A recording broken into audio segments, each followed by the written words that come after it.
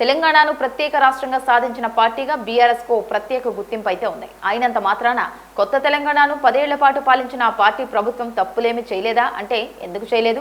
చాలానే చేసింది. తప్పులు జరిగాయి, పొరపాట్లు జరిగాయి. ఇదేదో బీఆర్ఎస్ వ్యతిరేకులో బీఆర్ఎస్ అంటే గిట్టని వారు చెబుతున్న మాట ఎంత మాత్రం కాదు.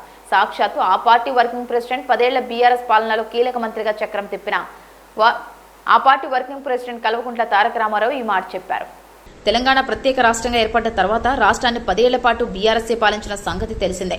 బీఆర్ఎస్ పాలనలో లెక్కలేనన్ని పొరపాట్లు, తప్పిదాలు జరిగాయన్న విమర్శలు పెద్ద ఎత్తున వినిపించాయి.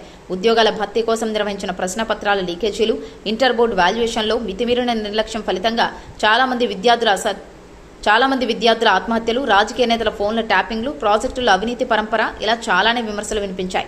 తాజాగా ఓ యూట్యూబ్ ఛానల్కు ఇచ్చిన ఇంటర్వ్యూలో ఇదే తరహా అంశాలపై వచ్చిన ప్రశ్నలకు కేటీఆర్ స్పందించారు. తమ పార్టీ ప్రభుత్వ హయాంలో తప్పులేమీ జరగలేదని తాను చెప్పడం లేదని ఆయన అన్నారు. తమ ప్రభుత్వంలోనూ చాలా తప్పులే జరిగాయన్నారు. తాము చాలానే తప్పులు చేశామని కూడా ఆయన పేర్కొన్నారు. తమను తాము దైవాంశ సంబూతులుగా చెప్పుకోవడం లేదని,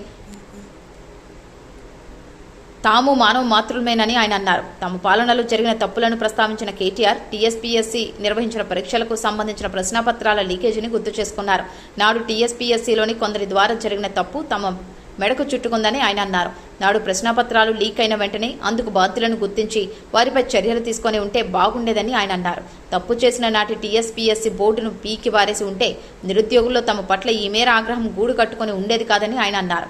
నాడు టీఎస్పీఎస్సీని పీకి పారేయని కారణంగా ఆ తప్పు తమది కానప్పటికీ తామే బాధ్యులుగా నిలవాల్సి వచ్చిందని ఆయన అన్నారు. మొత్తంగా కేటీఆర్ చేసిన ఈ వ్యాఖ్యలు ఇప్పుడు తెగ వైరల్ అవుతున్నాయి.